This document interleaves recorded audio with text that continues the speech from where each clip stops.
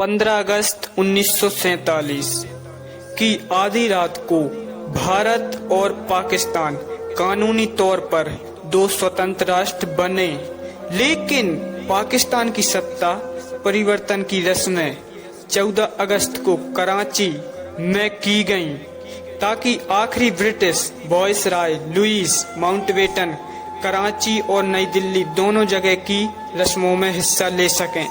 इसलिए पाकिस्तान में स्वतंत्रता दिवस 14 अगस्त को और भारत में 15 अगस्त को मनाया गया है।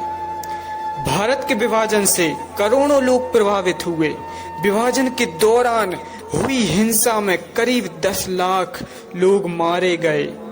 विभाजन के कारण मनुष्य जाति के इतिहास में इतनी ज्यादा संख्या में लोगों का विस्थापन कभी नहीं हुआ।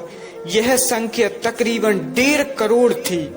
भारत की जनगणना 1951 के अनुसार विभाजन के एकदम बाद 72,26,000 मुसलमान भारत छोड़कर पाकिस्तान गए और लगभग 72,49,000 हिंदू और सिख पाकिस्तान छोड़कर भारत आए।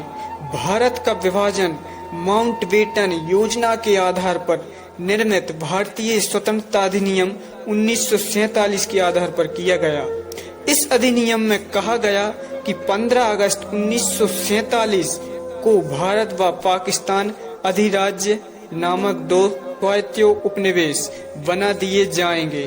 ब्रिटिश सरकार सत्ता सौंप देगी। स्वतंत्रता के साथ ही 14 अगस्त को पाकिस्तान अधिराज्य और 15 अगस्त को बाद में भारत गणराज्य की स्थापना की गई।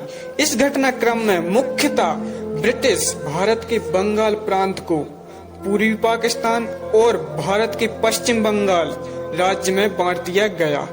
स्वतंत्रता प्राप्ति 15 अगस्त 1947 को राजधानी में हो रहे उत्सवों में महात्मा गांधी नहीं थे।